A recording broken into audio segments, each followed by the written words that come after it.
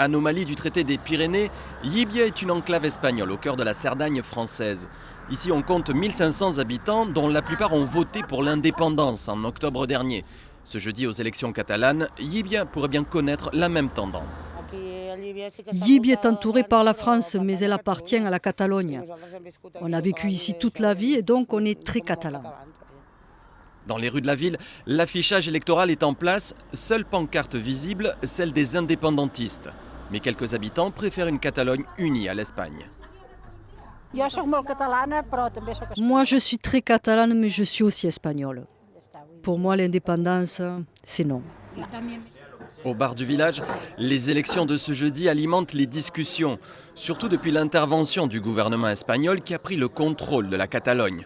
Un climat de méfiance s'est installé pour ce scrutin. On n'a pas confiance. Il y a des cartes électorales de personnes d'Andalousie et d'ailleurs qui ont été envoyées chez des familles catalanes. Ces personnes n'ont jamais vécu ici. C'est vraiment bizarre et on pense à des manipulations. Si un climat de suspicion s'est installé, à la mairie de la ville, on souhaite que le jeu démocratique soit respecté.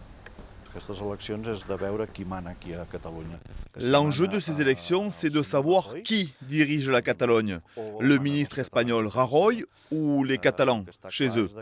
Ce qui est clair, c'est que le 22 décembre, s'il y a une majorité indépendantiste, nous lutterons pour récupérer nos institutions.